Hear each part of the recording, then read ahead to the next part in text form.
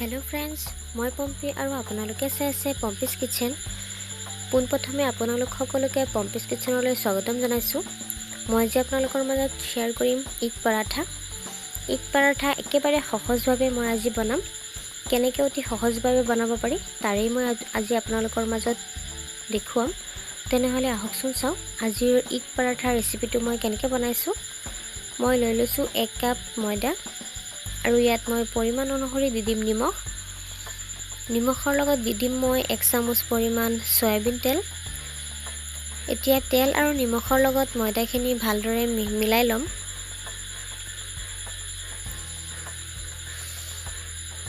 এয়া ভালদৰে মিহলোৱা হৈ গল। এতিয়া মই গৰম পানী অলপ দি দিছো আৰু ময়দাখিনি ধুনীয়াকৈ এটা ডো ৰেডি কৰি লম।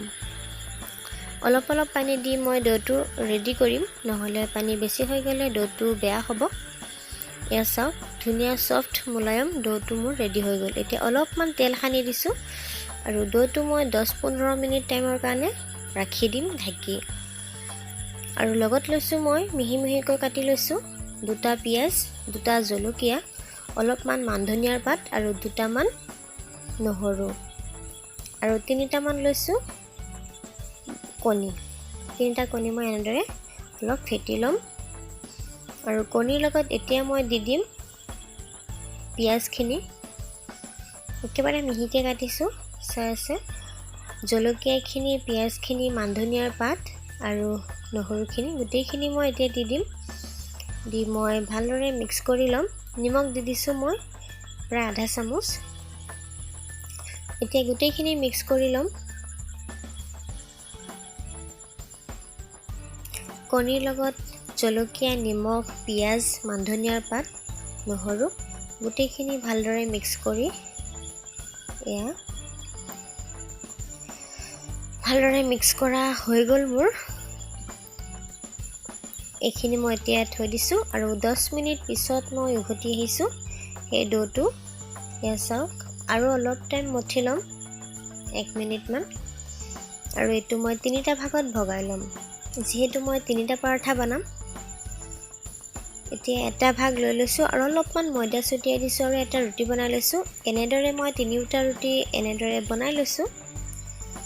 এতিয়া ৰুটিখিনি মই কেৰাহী এখন বহাই দিছো। দি মই তাত দি দিছো ৰুটি এটা।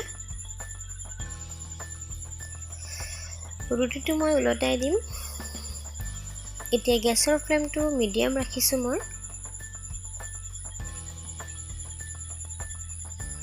এতিয়া তেল ব্যৱহাৰ কৰা নাই। এতিয়া মই অলপ তেল ব্যৱহাৰ কৰিছো ৰুটিৰ ওপৰত আৰু ৰুটিটো মই উলটাই দিছো আৰু এতিয়া ওপৰত মই আৰু অলপ তেল দি দিম। এইখিনি তেল এতিয়া ভালদৰে স্প্ৰেড কৰি লম। এনেকুৱাকৈ মই ৰুটিটো আকৌ উলটাই দিম।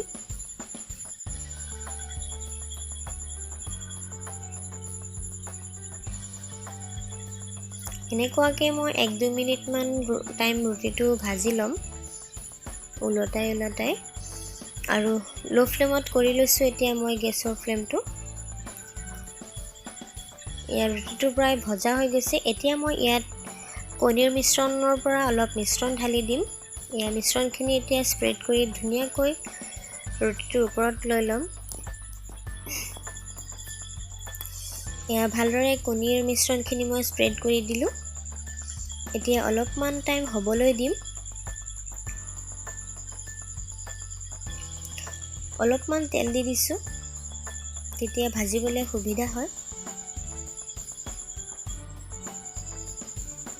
এতিয়া মই উলটাই দিম। এছো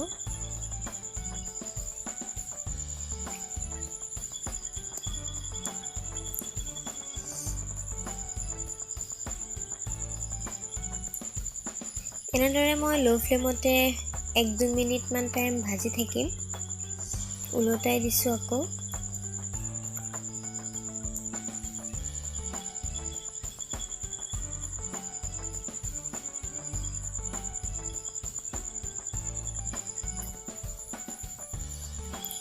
তেল দি ভাজিলে ভাল হয় গতিকে মই আৰু অলপ তেল দি দিছো। এয়া মোৰ পৰাঠাটো ভাজা হৈ গৈছে। মই প্লেট এখনত লৈ লৈছো। এনেকুৱাকৈ মই আৰু এটা ৰুটি দি দিলোঁ আৰু অলপ তেল দি দিছোঁ। তেলখিনি স্প্ৰেড কৰি দি মই ৰুটিটো ওলটাই দিছোঁ।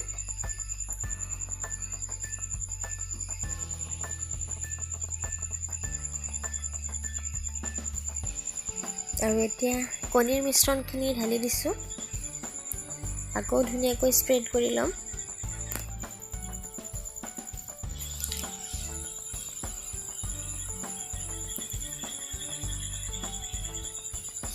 এয়া মই ওলটাই দিছোঁ।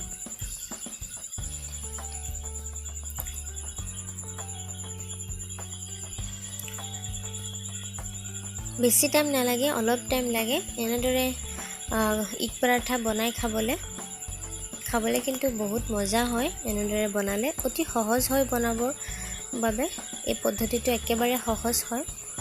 এয়া চাওক ওলটাই দিছোঁ মই।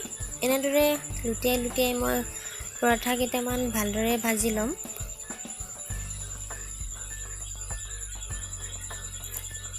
এইটোও মোৰ ভজা হৈ গ'ল।